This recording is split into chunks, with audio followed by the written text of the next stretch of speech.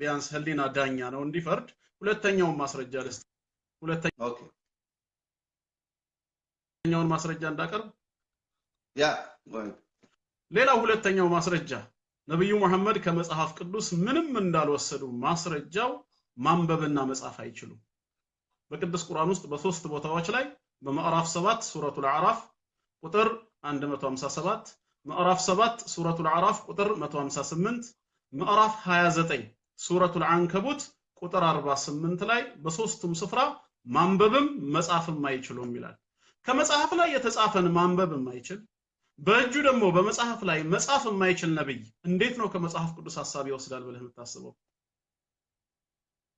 አሁን ያልኮት ይመጣል ማለት ነው ስለዚህ እኔ አሁን ምለው የሰሙት ይኖራል እኔ ብሰማ ለምሳሌ ያል መጽሐፍ ባልችል ማንበብ ባልችል የሰማሁትን ነገር ሌሎች እንዲጽፉልኝ ማድረግ አይከብደኝም እኔ ማለት ነው በእኔ አሁን ለጥያቄ መልስልኝ ካሉኝ እኔ አሁን ለምሳሌ ያል መጽሐፍ አልችል አሁን ብዙ መጽሐፍና ማንበብ የማይችሉ በቃላቸው ግን ይዘው የሚያጽፉ ሰዎች አሉ የሚያጽፉ ማለት ነው እንዲህ አይነት ሰዎች ገጥመውኛል ቤተሰብ መሃል እንደዛ ማቀው ሰው አለ ስለዚህ በሚሞሪ ያረጋሉ ከዛ ለኔ ጻፍ እንዲህ ተብዬ ነበር በዚህ ጊዜ ብለው የሚያጽፉኝ ሰዎች አሉ ስለዚህ ቅድም ያልኩት ይመጣል በተለያየ መንገድ ይሄ የክርስትና እምነት እዛ ምድር ውስጥ ገብቷል ስለዚህ የሆነ አካል ሰምቶ ለሚጽፍ ሰው ጻፍልኝ ብሎ መስጠት ይችላል ምንድነው የሚጽፈው የሰማውን ነው የሰማውን የለማ ከማን ይስማ ለምሳሌ እኔ አሁን ካንተ ሰምቼ መጽሐፍ ወይም ማንበብ ስለማልችልኔ ወዳጄን ጠርቼው ካንተ የሰማሁትን ጻፍ አልኩት ይሄንን ለመናገር ታሪኩ እንዲህ ነው ብሎ ለመግለጽ ግዴታ እኔ ካንተ ለመስማት መረጋገጥ የለበትም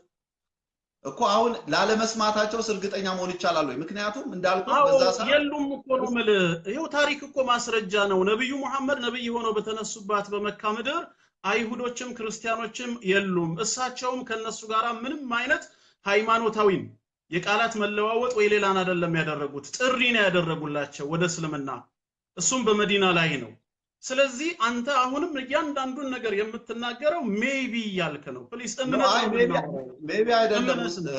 ሜቢ አይደለም አቡ አይደር እኔ ያልኩ ያለው ምንድነው አሉ የሚል ነው እኔ ምክንያቱም ቅድም ከመረጃ ከሐዋርያ ስራ ላይ ከነገርኩት አንፃር ክርስቲያኖች ተበትነው ነበር ይላል ተበትነው ነበር እንደው በድብቅም ቢሆን ያመልኩ በፊት ለፊት የድሮቹ ኤኒዌይ ነፃ ናቸው አትግቡም አይሉ እዚህ ሀገር ለምን ገባችሁ ለምን ወጣችሁም የሚሉ አይደሉም ስለዚህ ፍሪ የሆነች ዓለም ነበረች ምክንያቱም ሰዎች እየተሰደዱ ይሄዱ ነበር ጳውሎስ እንዳልኩት በተለያዩ ሀገሮች ይሄድ ነበር ስለዚህ እድሉን አግኝተው ብዙ ክርስቲያኖች የተለወጡ ሰዎች ሄደዋል ለምሳሌ 120ዎቹ ሐዋርያ ስራ የምናያቸው እንደተበተኑ ከተለያየ ዓለማት የመጡ ሰዎች እንደሆነ ይናገራል ስለዚህ እነዚህ ሰዎች አሁን የኢትዮጵያው ጃንደረባ እስራኤል መጥቶ ነው አይደለ ከእስራኤል ይዞ የሄደው ስለዚህ በተለያየ ምክንያት የአረብ ሰዎች ይገባሉ በተለያየ ምክንያት አልገቡም መጽሐፍ ቅዱስ ላይ ገብተዋል የሚል ነገር የለም ጥቀሰውና እንመልከተው ሐዋርያት ስራ እናንብበው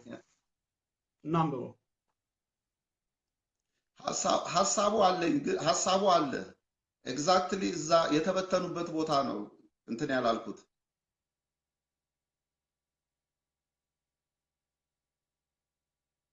ክርስቲያኖች ሁሉ ከስጢፋኖስ መወገር በኋላ ምዕራፍ 7 ላይ ነው እስጢፋኖስ የተወገረበት ምዕራፍ 8 አሳደዳቸው ይላል ከስጢፋኖስ አንገት መወገር በኋላ ማለት ሶሪ ይቅርታስ አግኝቻለሁ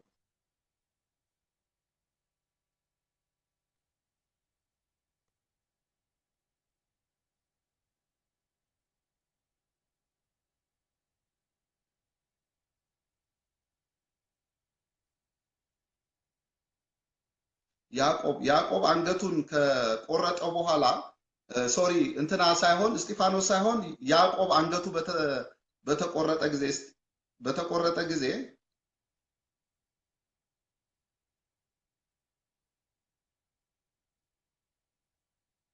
አስራ አንድ አይ ቲንክ የሐዋርያት ሥራ ምዕራፍ 11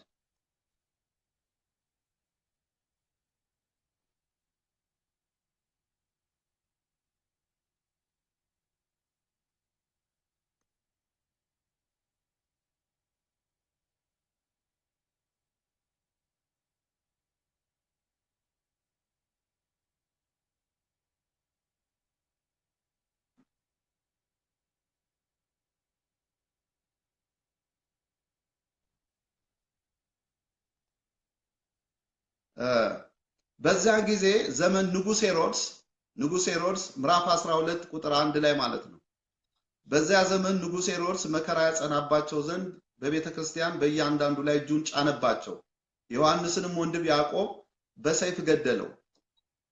አይሁድንም ደስ እንዳሰኘ አይቶ ጨምሮ ጴጥሮስን ደግሞ ያዘው። የቂጣ በዓልም ወር ነበረ። በዚያን ጊዜ ወደ ወህኒ አገባው።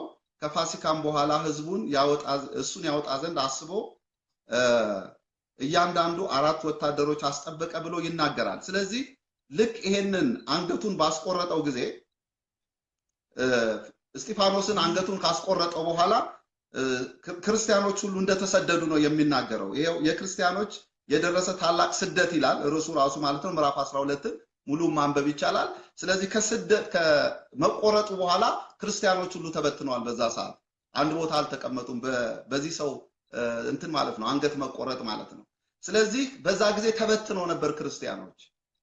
ለምሳሌ ጳውሎስ ወደ ግሪክ ሄደው ከዛ በኋላ ነው ግሪክ ሄደው ወንጌል የሰበከው። ወደ ኤሽያ ሄደው ይሄ ሙሉን ሐዋርያ ሥራ ብናነበው ይሄንን ነገር ያሳየናል።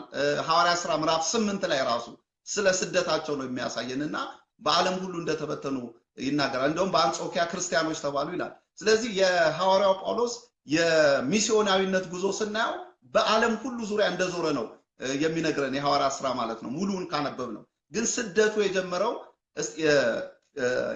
ያዕቆብ አንገቱ ከተቆረጠ በኋላ ነው። በወንጌል ምክንያት አንገቱ ተቆረጠ።